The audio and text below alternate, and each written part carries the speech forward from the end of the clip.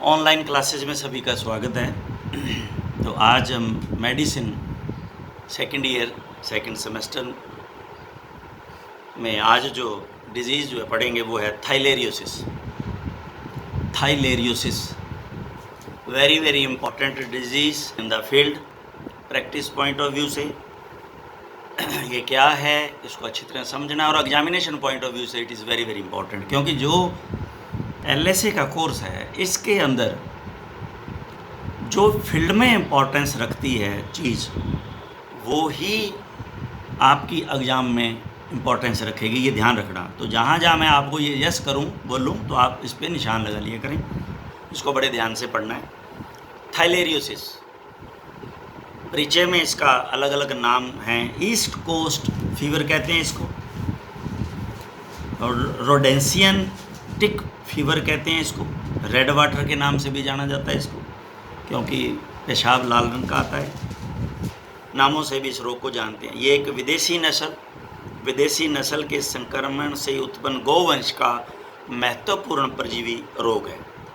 इसमें पशु के तीव्र ताप, स्थानीय लिम्फ ग्लैंड्स, स्थानीय जैसे सब स्कैपुलर, स्कैपुला के नीचे सब स्कैपुलर लिम्फ नोड आदि में सूजन आ जाती है।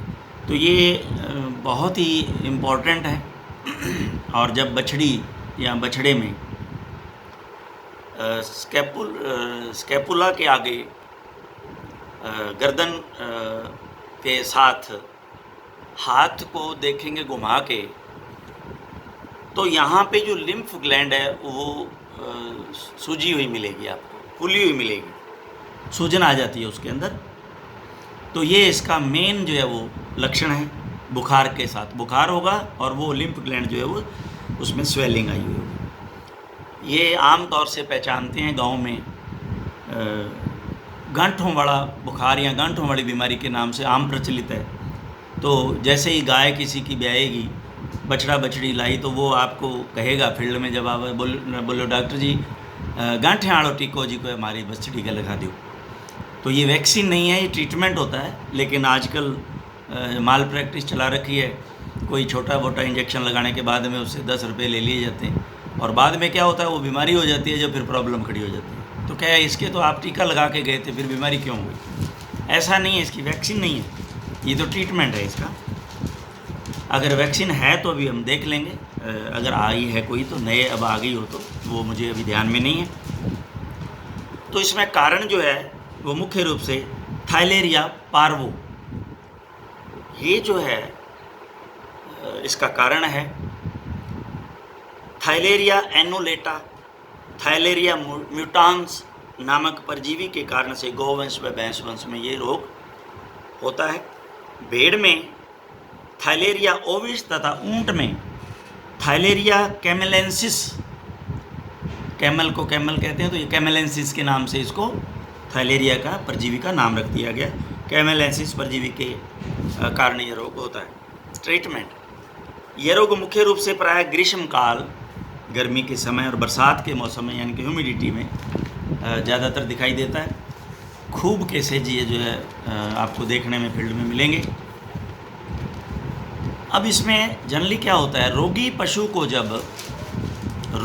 को ये ध्यान से सुनना, रोगी पशु को जब हाइलोमा नामक चिंचड़, हाइलोमा ये जो है वो सॉफ्ट है टिक्स, हाइलोमा, तो ये हाइलोमा में डबल M आता है, M एक लिखा है इन्होंने, डबल M, ये करो इसको, हाइलोमा नामक चिंचड़ काटता है तो यह परजीवी खून के साथ लार्वल या निम्फल स्टेज में चिंचड़ में प्रवेश कर जाता है। तो अब लार्वा तो आपको पता है, और लार्वल स्टेज के बाद में जो है वो मैच्योर बनता है। तो निम्फल स्टेज क्या है, इसमें क्या है, ये अप्रॉक्सीमेट टू एडल्ट जैसा ही, जैसे पूरा बन गया ऐसा है, लेकिन इसमें जो है वो पूर्ण मैच्योर नहीं होता, यानी कि पंख वगैरह नहीं होते। इस स्टेज को निम्फल स्टेज कहते हैं। तो ये एज इट इज़ जो है ब्लड के साथ चिंचड़ में प्रवेश कर जाता है, और जब यह चिंचड़ स्वस्थ पशु को काटता है तो अपने लार के साथ इस परजीवी को उसके शरीर में प्रविष्ट करा देता है। अतः यह रोग हाइलोमा नामक चिंचड़ के द्वारा रोगी पशु से स्वस्थ पशु तक पहुंचाया जाता है। ये इसका मेन जो है वो कॉज है। सिम्टम जो है इसमें लक्षण क्या क्या आते हैं? उच्च ताप 40.5 डिग्री सेंटीग्रेड से 41.5 डिग्री सेंटीग्रेड तक होता है। स्थानीय लसिका ग्रंथियों में सूजन आ जाती है। अभी मैंने बताया ये एक मेन इसका लक्षण है। लिम्फ नोड जो है वो सूज जाती है, पशु सुस्त हो जाता है और आंखों में पेटेकियल हेमरेजेस। पेटेकियल हेमरेजेस आपको पीछे भी ये शब्द आया था। पेटेकियल हेमरेजेस यानी कि छोटे छोटे पॉइंट्स में हेमरेजेस नजर आना,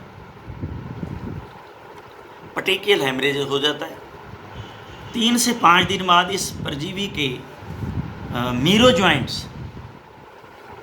जॉइंट्स आपने मलेरिया को पढ़ा होगा।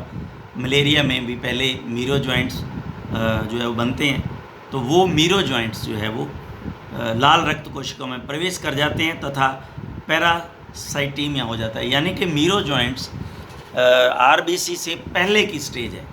आरबीसी के अंदर जो एंटर ये जो करते हैं वो मीरो जॉइंट्स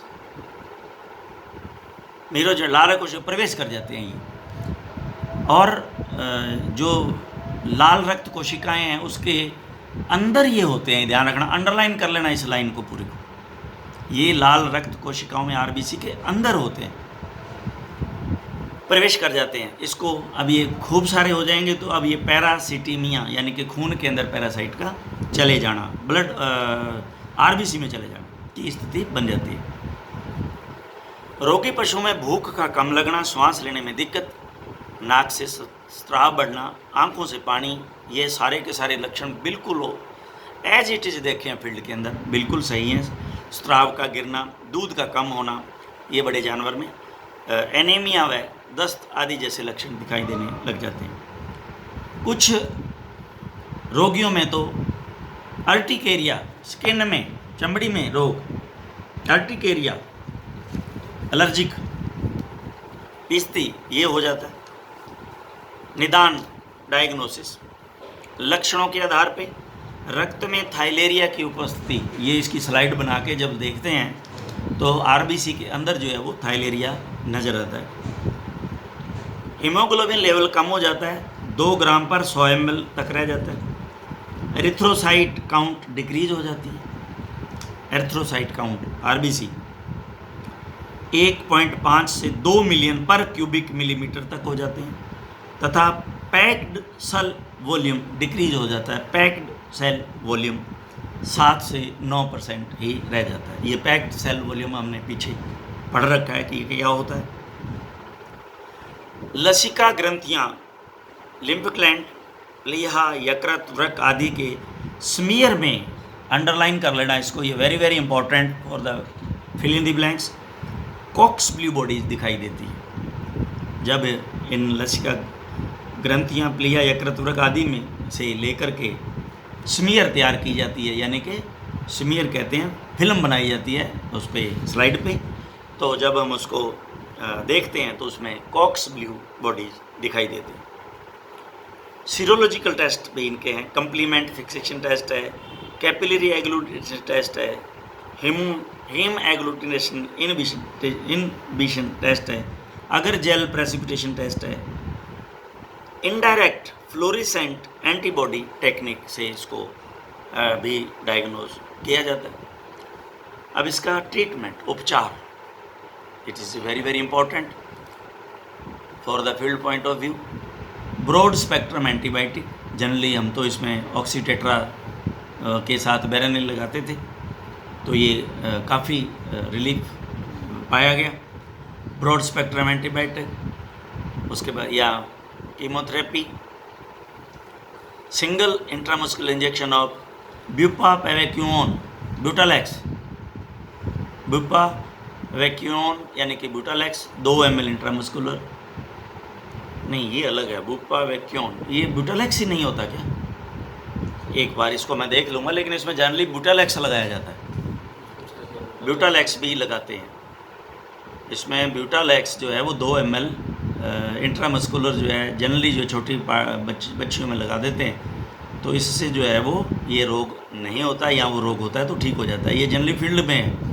अब ये मैं देख के आपको बता दूंगा कि सिंगल इंट्रामस्कुलर इंजेक्शन ऑफ ब्यूपावेक्यून के अंदर ब्यूटालेक्स में ब्यूपावेक्यून है या और है, ये मैं आपको देख के बाद में बताऊंगा। अंडरलाइन कर लिया मैंने।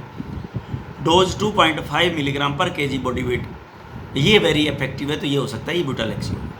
इंट्रामस्कुलर है यही है, सिंगल डोज है यही है। बेरेनिल आल्सो यूज पाउडर डोज 0.8 ग्राम पर 100 KG body wait, dissolve in 5 ml distil water and उसको इंट्रामस्कुलर देते हैं।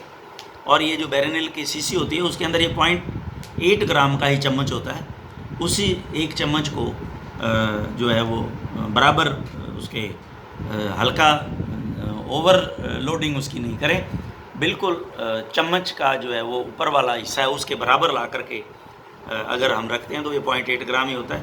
और इसको 5 ml डिस्टिल वाटर में घोल करके इंट्रामस्कुलर उसके जानवर के लगा देते हैं। बिल्कुल सही, फील्ड के अंदर ये एज इट ट्रीटमेंट दिया गया और मैंने इसको बड़ा इसका बेनिफिट उठाया। उसके बाद में आता है र्यूटालेक्स और पार्वाग्यून और क्लिक्सॉन 10 milligram per KG body weight intramuscular 2 dose at 48 hours interval. Halofuginone lactate, halofuginone lactate 1.2 mg per KG body weight orally भी ये देते हैं। अब जो एंटी मलेरियल ड्रग्स हैं क्लोरोक्विनोन वगैरह कैन बी यूज्ड, निवाक्यून, क्लोरोक्विनोन सल्फेट जो है वो निवाक्यून, ये भी फील्ड के अंदर मैंने यूज़ करके देखी है। इसके भी रिजल्ट्स जो हैं वो कैमल में अच्छे आए हैं, कैमल में इसके रिजल्ट अच्छे आए हैं, क्योंकि बाड़मेर सेंडरी में पोस्टिंग के दौरान कुछ समय वहाँ रहा मैं 5-6 महीने, तो वहाँ ये केसेज जो है मैंने देखे, तो उसमें क्लोरोक्विनोन हॉस्पिटल में खूब सप्लाई थी, तो ये जो है इंजेक्शन उसके दिया तो उसमें अच्छा रिजल्ट जो है वो मिला। इसमें 10 से 15 milligram per KG body wait. और बचाव में, कंट्रोल में इसमें सबसे ज़्यादा हमें पता है कि चिंचड़ के द्वारा ये रोग होता है, तो चिंचड़ का पर नियंत्रण करना it is very very important. तो ये डिज़ीज़ जो है हमने theileriosis field point of view से वेरी इंपॉर्टेंट डिजीज़, इसको बड़े ध्यान से पढ़ें और ये 5 नंबर का क्वेश्चन बिल्कुल आ सकता है। Next one is the now disease which we are going to switch on is a babesiosis. Babesiosis ये भी बहुत इंपॉर्टेंट डिजीज़ है, वेरी वेरी इंपॉर्टेंट। इसको पायरोप्लाज्मोसिस भी कहते हैं, टेक्सास फीवर भी कहते हैं, रेड फीवर भी कहते हैं, स्प्लीनिक फीवर भी कहते हैं, और बाइलेरी फीवर आदि नामों से इस रोग को जाना जाता है। यह रोग भी टिक्स द्वारा ट्रांसमिटेड रक्त परजीवी रोग है। यह परजीवी रोग गाय, भैंस, घोड़ा, भेड़, बकरी, कुत्ता, सूअर आदि में होता है। अब इसमें कारण जो है इस रोग के निम्न रक्त परजीवी हैं, अलग अलग हैं सबके अंदर। गाय भैंस में Babesia bigemina, Babesia bovis, Babesia divergens and Babesia major, ये हैं गाय भैंस के। घोड़े में Babesia equi and Babesia caballi, भेड़ में बेबेसिया म्यूटासी एवं बेबेसिया ओविसी, सूअर के अंदर बेबेसिया ट्रॉटमैनी, कुत्ते में बेबेसिया कैनिस व बेबेसिया जिब्सोनी, और बिल्ली में, क्योंकि फेलाइन ये जो है वो फैमिली होती है फेलिनी, इसलिए बिल्ली के अंदर बी फैलिस, तो ये लगभग तो फैमिली या उनके नाम पे जो रखा जाते हैं। ये रोग भी चिंचड़ों टिक्स द्वारा प्रसारित किया जाता है।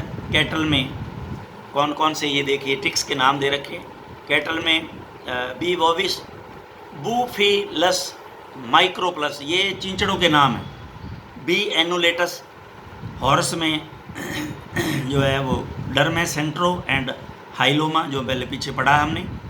राइपिसिफेलस, डॉग में राइपिसिफेलस, डर्मेसेंट्रो सेंटर एंड हाइलोमा, एंड हिमेफाइसेलिस, ये जो है नाम है वो है चिंचड़ों के नाम है, इनसे ये फैलता है। इसमें लक्षण उच्च शरीर तापक्रम, भूख का कम लगना, कमजोरी, हृदय गति व श्वसन दर बढ़ना, आँख की पुतली लाल हो जाना, अंतिम स्थिति में पीलिया हो जाना। इस रोग की अंतिम अवस्था में हीमोग्लोबिनूरिया, हीमोग्लोबिन का यूरिया में आना, वह जॉन्डिस पीलिया होकर पशु मर जाता है। ये अंतिम इसकी स्थिति है, इसको अंडरलाइन कर लें, वेरी वेरी इंपॉर्टेंट। लक्षणों के आधार पर डायग्नोज करते हैं। हीमोग्लोबिन यूरिया, आरबीसी में बेबेसिया, ये भी आरबीसी के अंदर होता है, ध्यान से सुनना। बेबेसिया बाइजेमिना भी आरबीसी के अंदर होता है। कुछ ऐसे पैरा ये होंगे प्रोटोजोआ जो आरबीसी के दो आरबीसी के बीच में रहते हैं, आरबीसी के बाहर रहते हैं।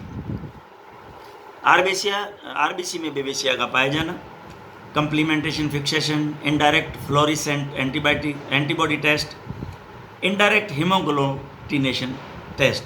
अब ये ट्रीटमेंट के अंदर, उपचार में, इसके अंदर सबसे जो है मैं मेन आपको बता देता हूँ। क्यूनिरोनियम डेरिवेटिव्स में ये आता है एकेप्रिन, इस पे निशान लगाएं। बेबीजान, वेरी वेरी इंपॉर्टेंट। और पीरावान 1 ml पर 50 kg board, maximum 6 ml deep intramuscular, ये 6 ml ही लगाते हैं। इस पूरे एक पहले ट्रीटमेंट की लाइन को अंडरलाइन कर लेना। एरोमेटिक डायमिडिन यानी कि बैरेनिल 4 मिलीग्राम पर kg बॉडी पर डीप इंट्रामस्कुलर, और डायमिनाजिन, ये भी बैरेनिल है, 12 मिलीग्राम पर kg बॉडी पर डीप इंट्रामस्कुलर। स्पोरेटिव थेरेपी में क्या देते हैं? स्पोर्ट करने के लिए analgesic, antipyretic, liver extract, whole liver extract, other ऐसे देते हैं। और इन शीप एंड हॉर्स के अंदर ट्रिपन ब्लू, ये एक डाई है जो हमने ये भी ट्रीटमेंट के अंदर दे के देखा है, इसके अच्छी रिस्पॉन्स आई है। शीप में भी 10 से 25 ml, हॉर्स में 50 से 100 ml, डॉग में 2 से 4 ml, 1% solution with normal saline IV इसको दे देते हैं। बचाव कंट्रोल, चिंचड़ों का नियंत्रण करें। यदि टीका उपलब्ध हो तो इसका प्रिवेंशन के लिए टीका अवश्य लगाएं। तो आज हमने ये 2 डिजीज़ेज जो है वो थाइलेरियोसिस, बेबेसियोसिस, दोनों की दोनों वेरी वेरी इंपॉर्टेंट डिजीज़ेज हैं, इसको ध्यान से आप पढ़ें। Thank you very much.